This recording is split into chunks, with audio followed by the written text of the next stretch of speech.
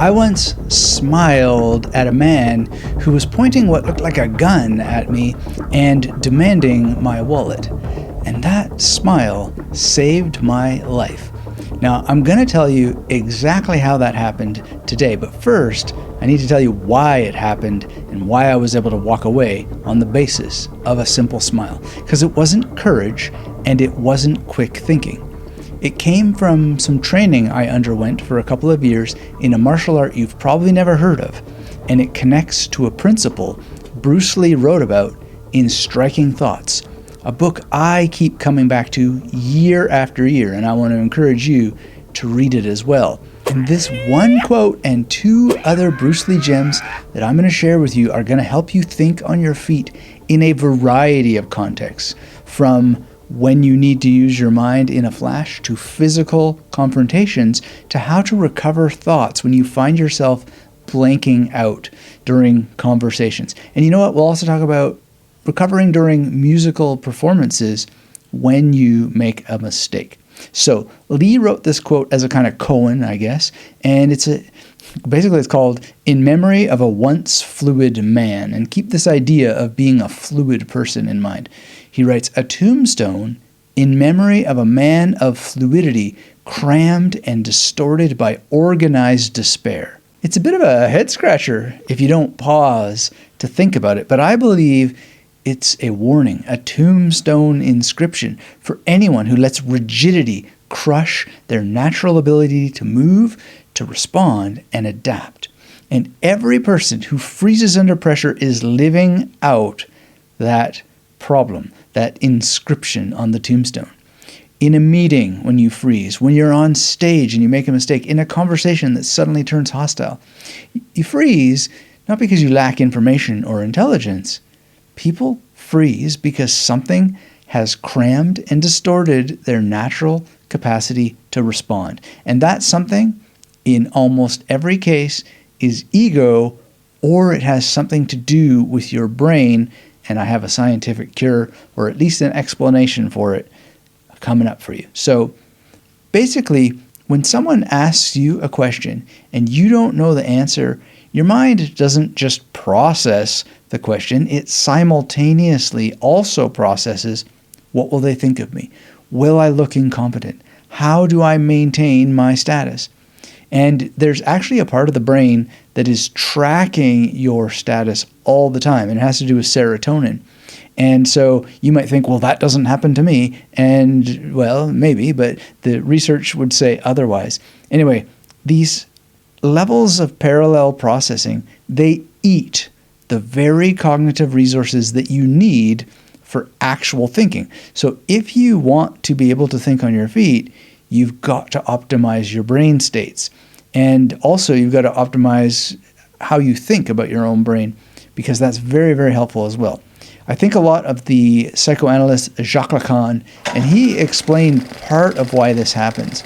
So he said that the fantasy is always better than the reality, but then we also use up a lot of cognitive resources after we make mistakes by thinking endlessly about, oh, I wish I would have said it this way, and I wish I would have said it that way. We fantasize about being the person who always has the devastating comeback, the elegant pivot, the perfect response.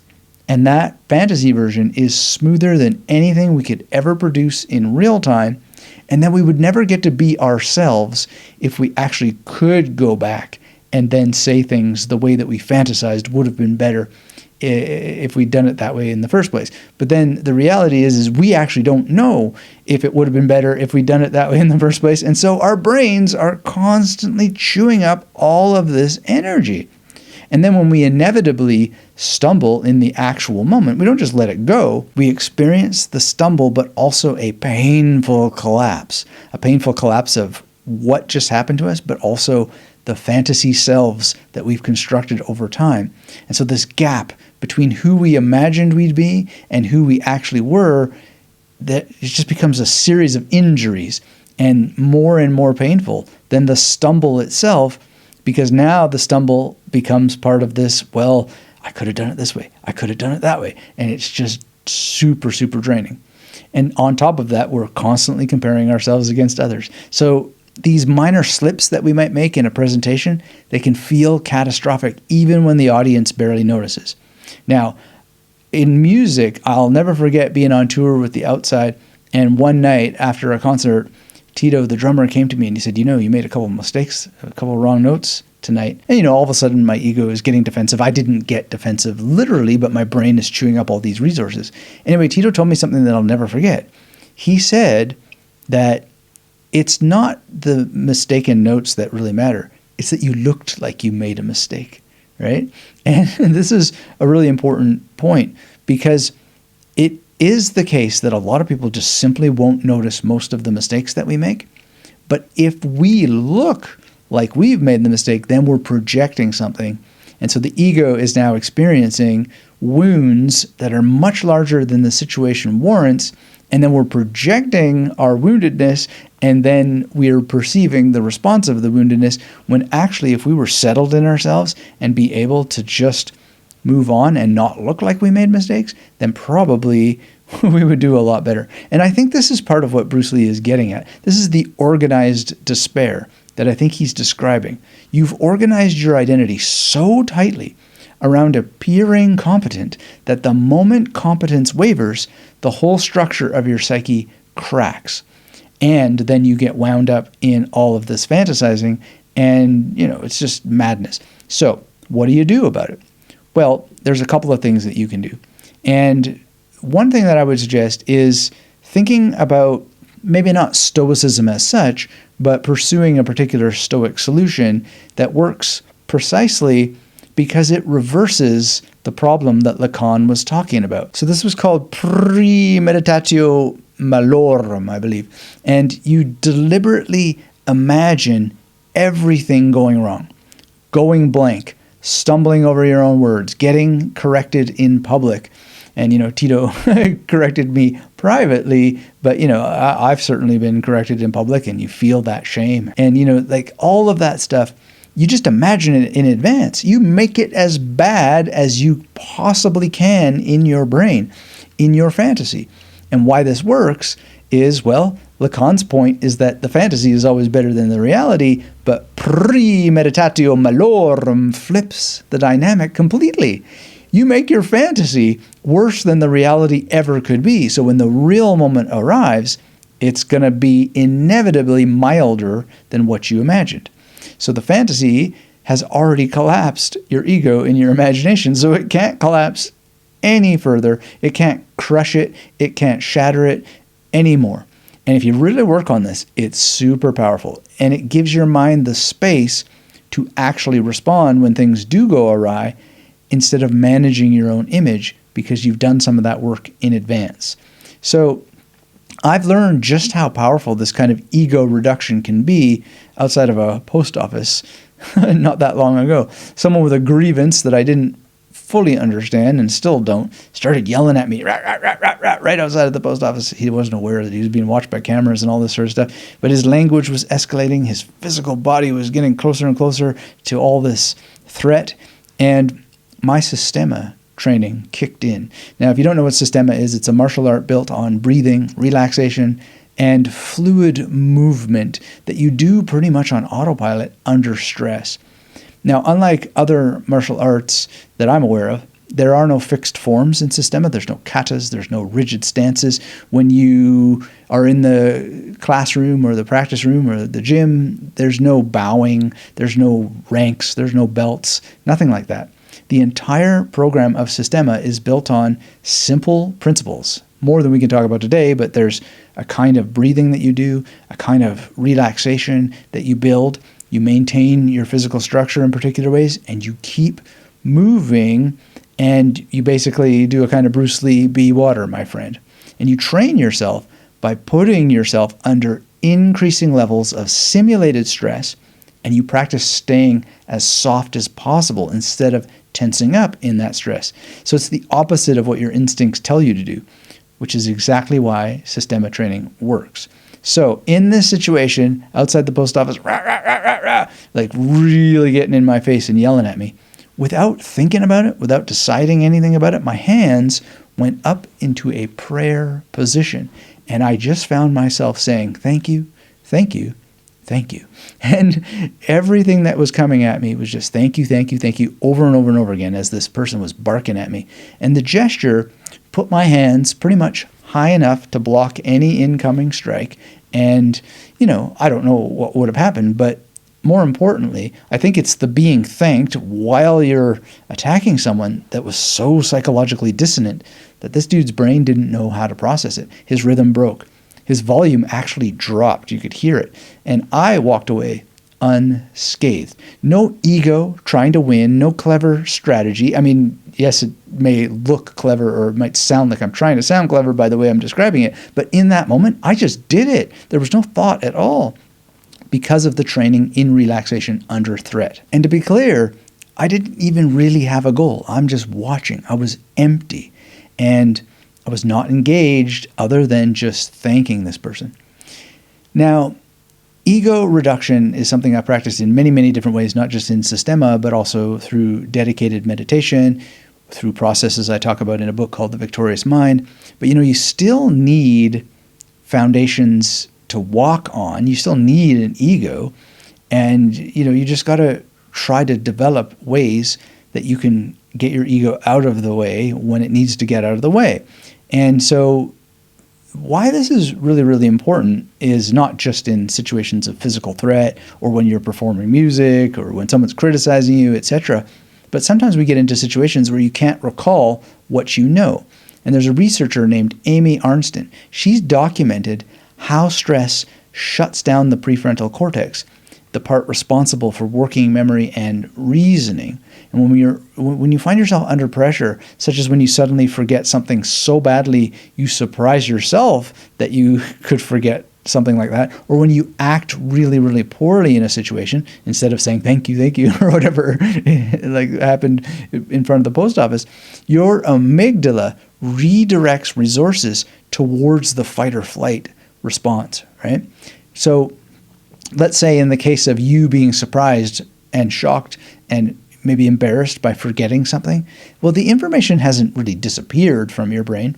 It's just that your brain has locked the door to the room or the series of rooms, the neighborhoods where the information is stored. And the reason why I say that is because we have a strong sense from the memory science that when you remember something, your brain actually splits it up and sends it to multiple areas of your brain. So it's not like one memory lives in just one part of the brain. It might be distributed across thousands of different little places that it resides. So recalling a memory is like bringing back an entire family of 50 or 60 people to one little room in the front of your head for Thanksgiving dinner. And then when it's time for you to not think about that memory anymore, they all break up again and go back to different parts of your brain. So that's a very powerful way of thinking about it. And I learned that from a guy named Dr. Gary Small, who was on the Magnetic Memory Method podcast years ago. Anyway, there's a technique I want to share with you that is just something that you can do to get your ego out of the way and get back into your mind and memory. And it works more often than you'd expect. And it can also help calm you down if you're starting to get embarrassed or frustrated that you can't remember something. Because that frustration is creating stress.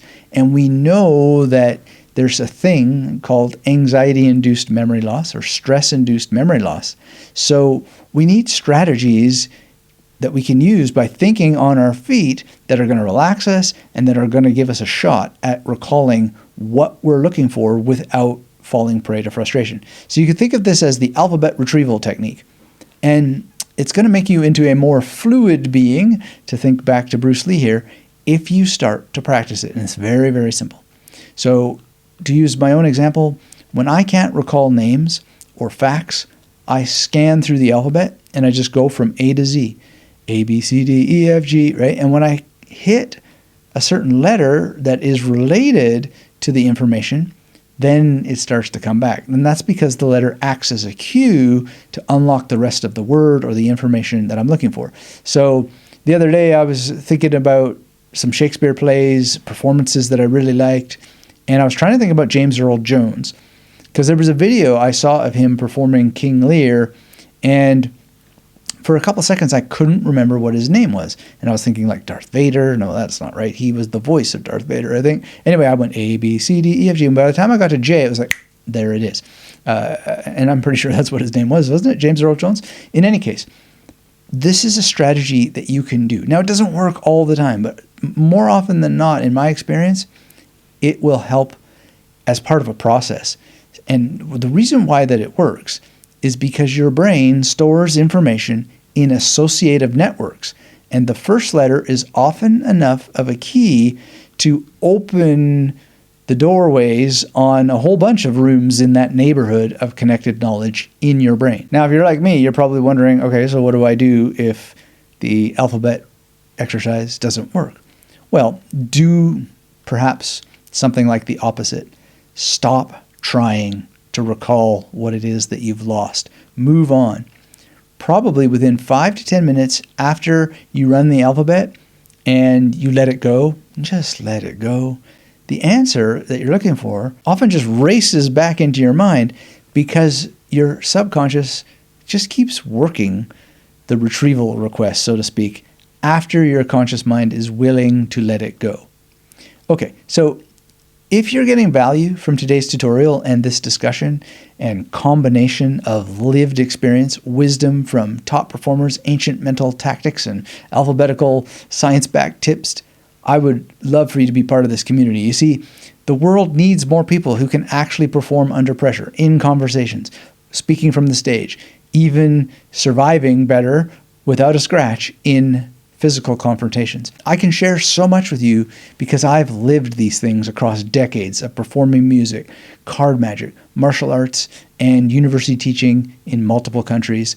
And you're not going to find this combination anywhere else. And so every person who subscribes not only helps tell the robots that people care about this, but it really helps me continue raising all ships around the world, because I really believe that each time one person gets a better memory, a better mental experience, it really does raise all ships. And so thanks for being part of the conversation and helping boost this magnetic memory method mission to promote all aspects of mental performance.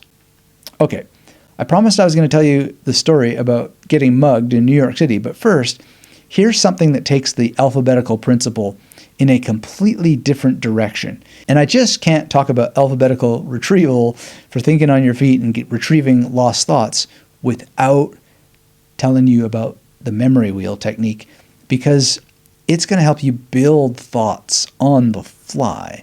So it's a game-changing process, tool, technique from originally probably a 13th century philosopher named Ramon Lull. And it's just going to be a game changer for you the more you get into it. Now, it involves memory wheels and a practice called ars combinatoria, or the art of combination. To get started, you simply pre-organize aspects of knowledge you already have onto memory wheels, and then this is going to help you think more on your feet in a fluid way, right? So what you can do is just picture a circle with the letters A through Z around it. I mean, literally at 12 o'clock, you have letter A, and then 1 o'clock or around there, you have B. You can't follow the clock exactly in order to get the whole 26 letters there, but there's A, B, C, D, E, F, G around in a circle, and each letter gets a pre-assigned thinker or principle. So, for example, A is Aristotle, and B could be Georges Bataille, and C could be Hélène Cixous, and D could be Jacques Derrida, and on and on and on. And you don't have to have philosophers. It could be anybody who's a thinker that you admire, or you could have, S could be the Stoic practice of premeditatio malorum, for example. This exercise earlier I talked about where you memorize the worst possible outcomes. Anyway, what happens when you have this developed is that when a hard question comes sailing in, you spin the wheel instead of grasping for a perfect answer. So you can scan this structured inventory of the best thinking you've ever encountered. And so I often do this when I'm in conversations, just silently to myself, but when people bring something and, I'm thinking through it, they ask me what I think, and if I don't have an answer, well, rather than, sitting there humming and hawing. I go, well, Aristotle probably would respond this way, and Zizek over to Z would probably respond this way, and on and on. And, Jacques Lacan, this would be the Lacanian response. What would be the psychoanalytic response? Well, F for Freud, right? And so it's just really, really powerful. Of course, you have to have studied those people, but why not study them?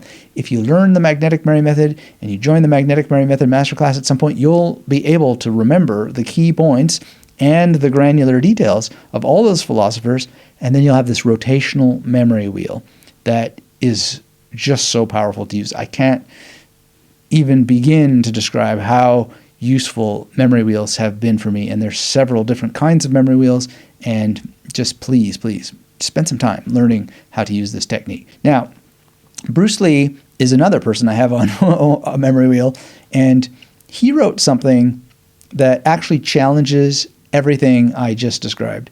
He said, and it's also in this book, Striking Thoughts, he said that to formalize something, and I'm not sure I agree with this, but to formalize something is to make progress impossible. So these techniques like the alphabetical retrieval technique, memory wheels that I've been sharing with you, both are formal systems, and they're structured and rule-based. And, this is the kind of rigidity that Bruce Lee seems to be warning against. Well, you'll have to read Striking Thoughts for yourself, because as always, there's more nuance to what Lee is saying. But I often think about that, and it's not that he's wrong, but let me share another story that will broaden the context here, and is very, very important for memory training and combinatorial thinking so that you can produce fresh ideas on your feet. Tony Buzan, he was the godfather of mind mapping. He was co-founder of the World Memory Championships. He told me something at dinner years ago that, well, it's just, I had done less than stellar at a particular memory event, and he diagnosed my problem, which at the time is that I was using more than one mnemonic system to memorize numbers, literally tripping over myself and reducing my results. To use Bruce Lee's words, I was not a fluid man. So Tony Buzan said, the rules will set you free. And that's kind of the paradox at the heart of thinking at your feet. At some point, you kind of do need to focus on some kind of form in your training so that you can be formless in the moment that you execute. So you surrender to the rules of whatever structural technique you're using so that when pressure hits, you don't have to think about the structure or the rules that you follow, because those structures and rules run beneath conscious thought. Which now brings me to the story I promised at the beginning. While I was writing my dissertation, I lived in Washington Heights in New York City, pretty much on the corner of 187th and Cabrini. And I was out for a walk, and I wound up hitting a bank machine down in the 170s. And when I got outside again, there was a man standing in front of me with what looked like a gun in his pocket. And, he was gesturing, and he had these quick little spurts, so my eyes would look down. And, frankly, it could have been a gun, or it could have been just his finger poking through his pocket.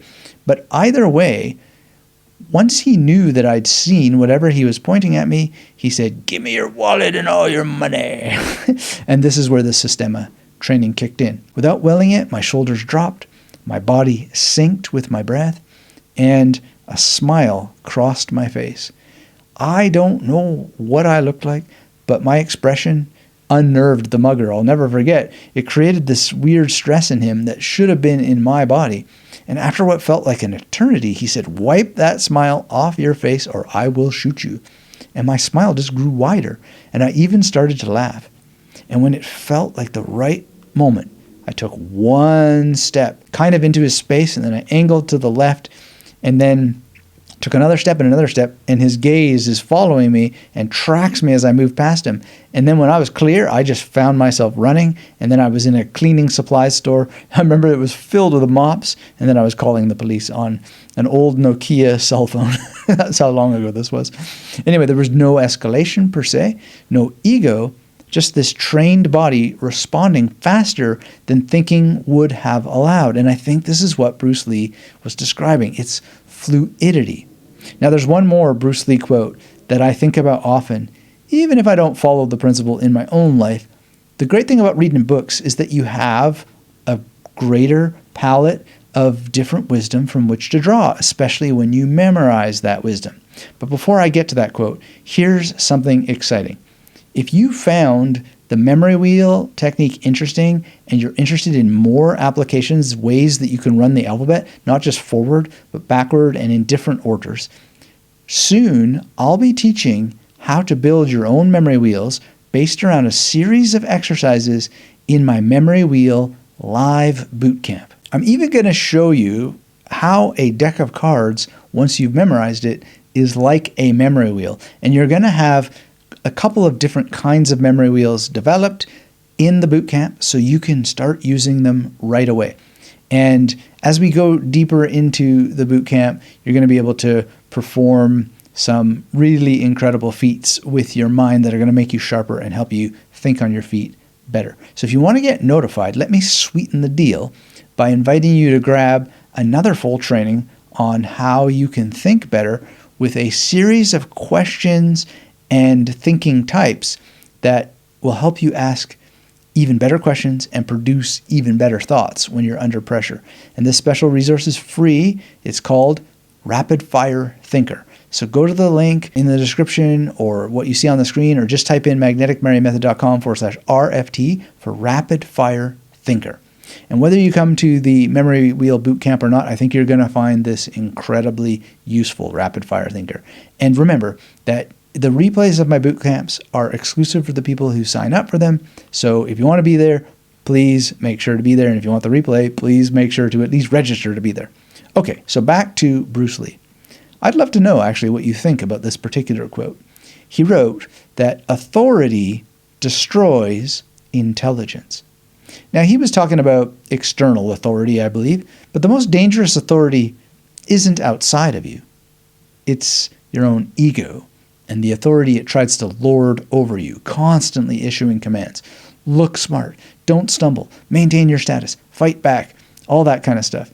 That internal authority destroys the fluidity that Lee is pointing us towards.